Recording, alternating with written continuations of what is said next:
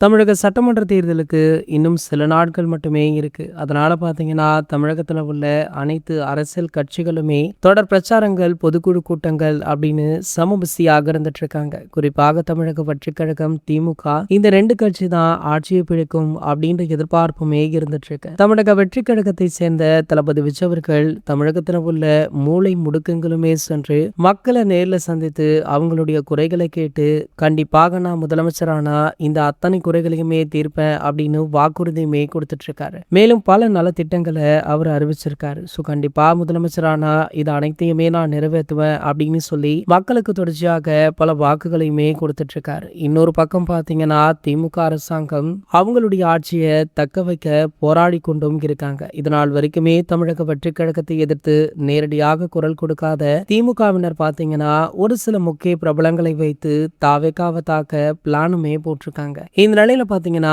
சமீபத்துல திமுக கட்சியில நம்ம ஏகே அவர்கள் இணைந்ததாக ஒரு சில தகவல்கள் வெளியாகி வைரலாச்சு. மேலும் ஏகேவுடைய தரப்புல இருந்து இதற்கு எந்த ஒரு மறுப்புமே தெரிவிக்காததால இந்த விஷயம் உண்மைதான்ப்பா அப்படின்னு ஒரு சிலருமே பேசினாங்க. ஆனால் இன்னுமே இது அதிகாரப்பூர்வமாக அறிவிக்கப்படலையாம். அப்படி ஏகே அவர்கள் திமுகவில் இணைஞ்சா கண்டிப்பாக தமிழக வெற்றி கழகத்தை எதிர்த்து குரல் கொடுப்பாரா அப்படின்னு பல கேள்விகளுமே எழுந்துட்டு இருக்கு. இது போன்ற செய்திகளை பத்தி நீங்க உடனே தெரிஞ்சுக்க நம்மளுடைய சேனலை மறக்காம சப்ஸ்கிரைப் பண்ணிக்கோங்க.